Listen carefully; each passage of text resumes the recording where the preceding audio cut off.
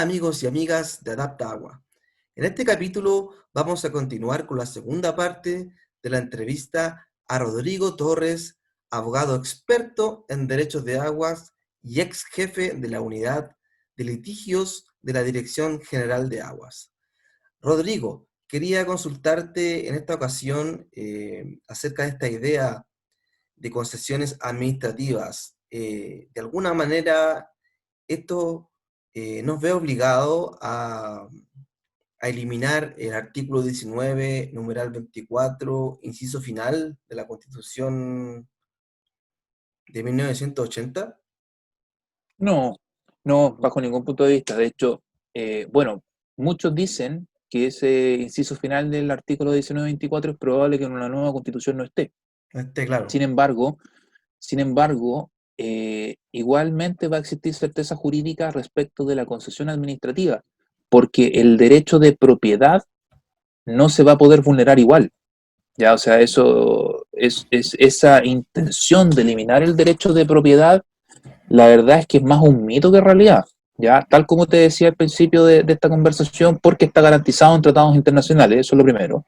Y en ese sentido, la forma de poder limitar la propiedad o derechamente despojar a un titular de su propiedad va a ser mediante una expropiación, con la debida indemnización.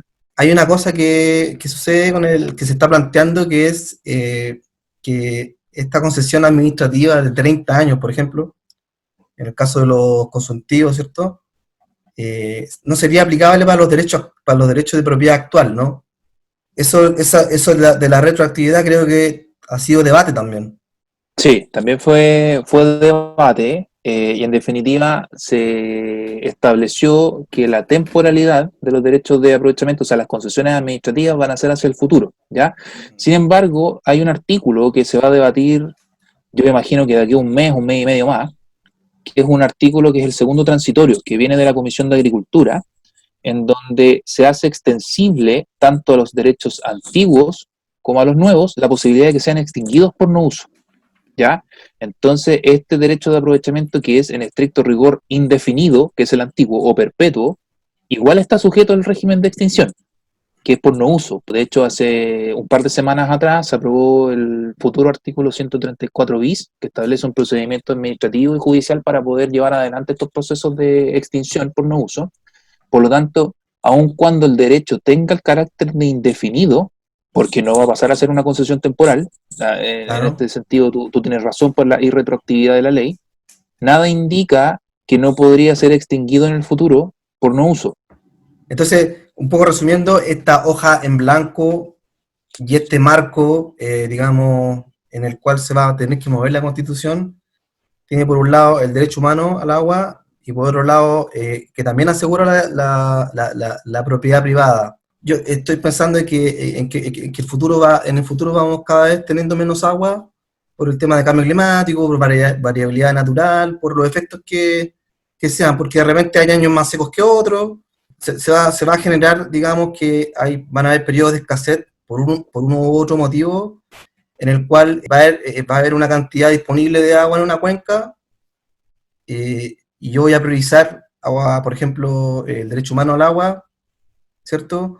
Por sobre, por ejemplo, la agricultura a mayor escala, por ejemplo, ¿cierto?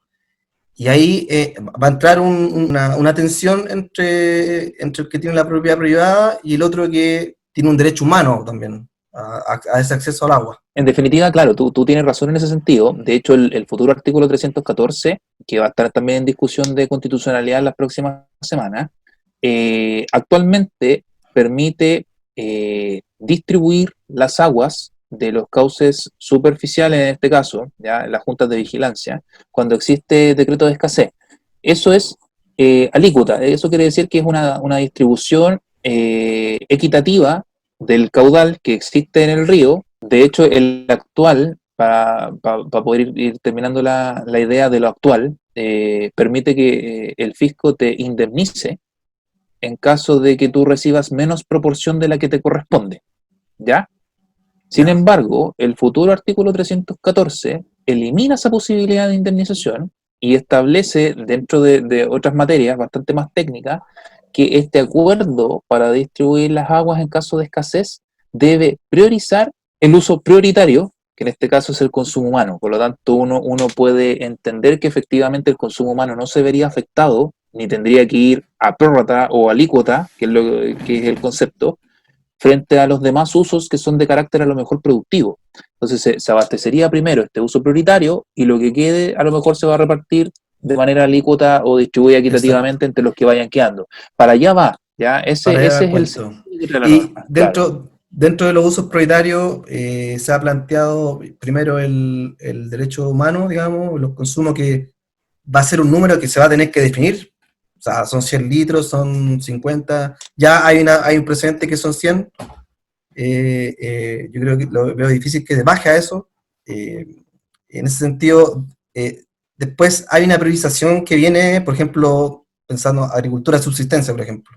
¿Sería una segunda, Mira, no un segundo está, orden de prioridad o claro, mira, no está? está pensado de esa forma propiamente tal, ¿ya? Los usos Ya, prioritarios van ligados al consumo humano, al saneamiento, la preservación ecosistémica como usos de interés público.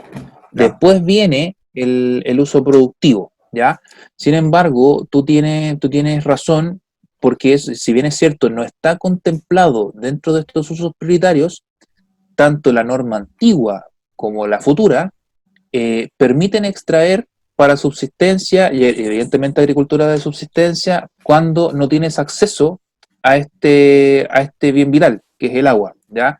Actualmente el artículo 56 permite cavar en suelo propio para consumo sí, humano de subsistencia, agricultura de subsistencia también, y en el futuro esa norma se mantiene porque la reforma evidentemente no la modifica, pero agrega la posibilidad de que tú puedas también extraer agua desde los cauces superficiales, ya que es algo que no tenía el Código de Aguas del año 81, ¿no? Se incorpora con esta reforma y ya, tú también vas a poder extraer para subsistencia y evidentemente para agricultura de subsistencia desde cauces superficiales.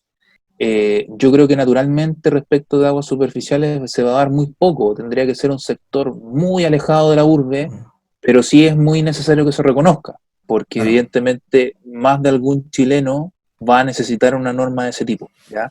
exacto. Puede ser muy aislado, pero me parece muy prudente que sí se reconozca como una alternativa. Además, es una norma espejo. En ese sentido, no puede ser, creo que es muy útil y no puede ser posible que solo se conciba este tipo de uso para aguas subterráneas y por qué no para superficiales. La verdad es que era súper necesario porque a la larga, Claro, de hecho, es mucho más barato ir al río y sacar a lo mejor con un balde de manera gravitacional para poder subsistir que cavar exacto. un pozo. Yo creo que evidentemente es una alternativa. Claro, y aquí voy a hacer una pregunta que a lo mejor se escapa, no sé si escapa del tema, pero actualmente tú bien sabes también que Agua Andina le está arrendando agua a la Asociación de Canalistas del Maipo. Entonces, en ese aspecto, si entrara a regir esta priorización del derecho humano al agua, empresas sanitarias, ya hablando de empresas sanitarias que tienen su utilidad, todo el cuento, eh, ya no tendrían la necesidad de arrendar agua a una asociación de canalistas, ¿o no?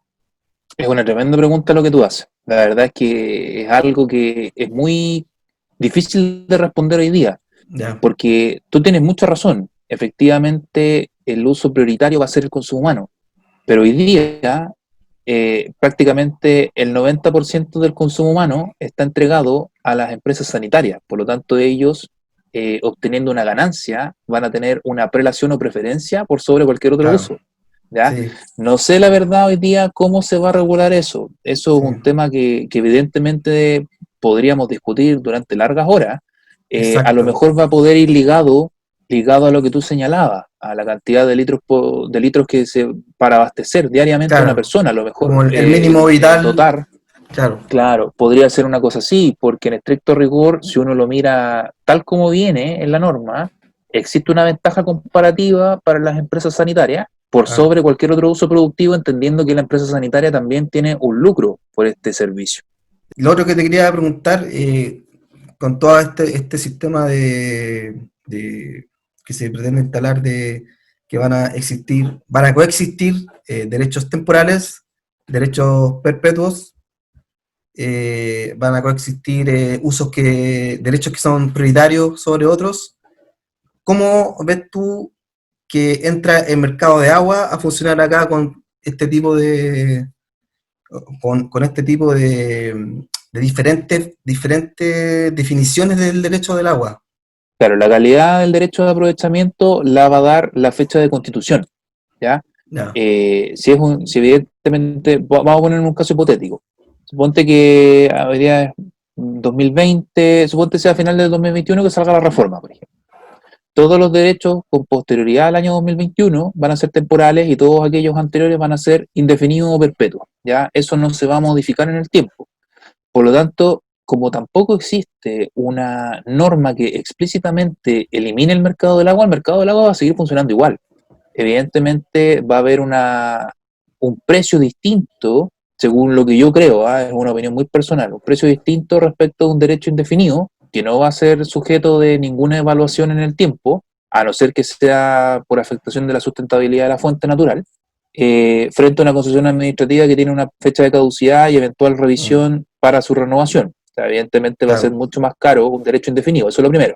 Ahora, a mí me da la impresión de que pueden existir algunas mermas en el mercado del agua en el futuro, particularmente con la norma que da o que obliga a informar el cambio de uso, podría existir alguna barrera a este mercado del agua.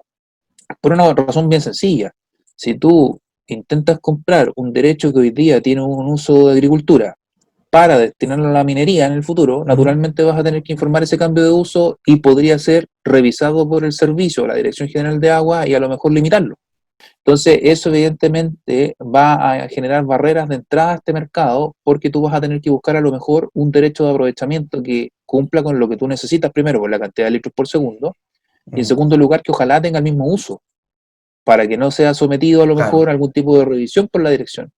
O sea, podríamos ver que en el futuro, con todas estas reformas que se llevarían a cabo, el mercado de agua como que de a poquito se va a ir un poco restringiendo. Se ¿Ah? va a Sí, desincentivar, se va a claro. desincentivar en muchos casos porque puede que efectivamente hayan sectores del país en donde no exista disponibilidad para constituir derechos nuevos. Claro, Claramente creo que puede ser un desincentivo, por ejemplo, esta sí. norma que obliga a informar el cambio de uso, por la evidentemente necesidad de que el servicio va a analizarlo y con eso eventualmente limitarlo si es que afecta la sustentabilidad de las fuentes naturales. Hay muchas cuencas donde ya están los caudales asignados, en términos de derecho.